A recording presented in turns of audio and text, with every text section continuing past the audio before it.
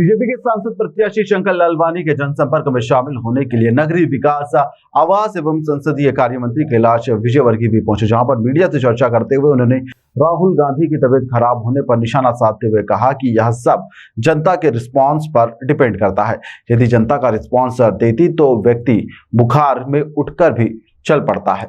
वहीं पर मेरी आवाज से आपको लग रहा होगा कि आई एम नॉट वेल, लेकिन फिर भी मैं धार जा रहा हूं। यहां पर कार्यकर्ता मेरा इंतजार कर रहे हैं। पीसीसी के अध्यक्ष जीतू पटवारी के द्वारा मध्य प्रदेश के पहले चरण में 6 सीटों पर मतदान में 4 सीट जीतने के दावे पर वह बोले हैं कि जब प्रदेश अध्यक्ष बने हैं तब से कांग्रेस के प्रदेश में आधे से ज्यादा कार्यकर्ता जो है वही रह गए हैं। उनके पास में कार्यकर्ता ही नहीं है। चुनाव कैसे जीतेंगे? उनके कार्यकर्ता को अपने नेता पर भरोसा ही नहीं है। कांग्रेस के मैनिफेस्टो पर भी उन्होंने सवाल उठाया है।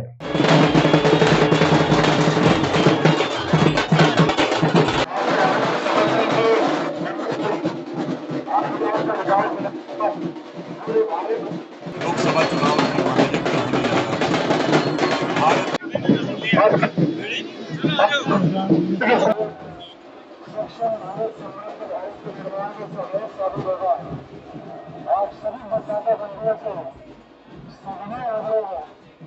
देखिए, मैंने पहले ही 8 लाख का लक्ष्य दिया इंदौर में, और विधानसभा हम 1 लाख से ऊपर से जीतेंगे। अब 1 लाख से ऊपर कितना होता है? 1.5 भी हो सकता है, 2 भी हो सकता है। इसलिए 1 लाख से तो ऊपर से हम जीतेंगे, और पूरे लोकसभा में हम 8 लाख से ऊपर से जीतेंगे। ये हमारा टारगेट है, और मुझे लगता है कि कार्यकर्ताओं में भी उत्साह है, जनता में भी उत्साह है। लोग मोदी जी को एक बार फिर से तीसरी बार प्रधानमंत्री के रूप में देखना चाहते हैं, और देश जिस प्रकार उनके नेतृत्व में प्रगति कर रहा है, तो आज हर देशवासी ये चाहता है कि भारत को अगर कोई आगे बढ़ा सकता है तो नरेंद्र मोदी। सर, जीतू पटवारी जी का कहना है कि जो पहले फेज में 6 सीटों पर मतदान हुआ उसमें 4 वो जीतेंगे, और पूरे मध्य प्रदेश में आधी सीटें जो है वो कांग्रेस के खाते में जाएगी। ऐसा है कि जीतू पटवारी जी बड़े नेता हैं। बड़े नेता के बारे में कुछ कमेंट्स करूं ये अच्छी बात नहीं है, पर जिस दिन वो अध्यक्ष बने थे उस दिन से आज तक कांग्रेस के प्रदेश में आधे कार्यकर्ता रह गए, आधे तो है ही नहीं। तो जब कार्यकर्ता ही नहीं उनके पास तो कैसे जीतेंगे? दूसरी बात ये कि न उनके नेता पे भी कोई विश्वास नहीं।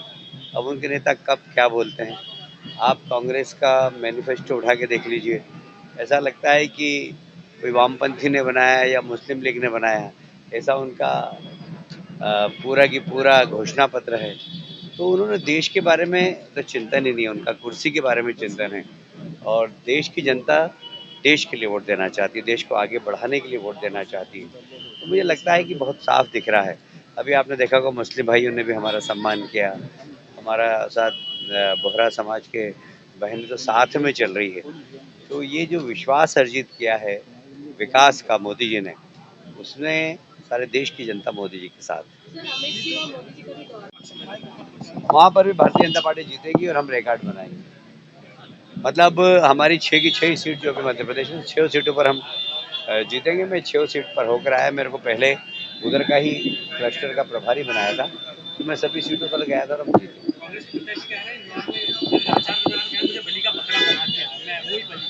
कौन?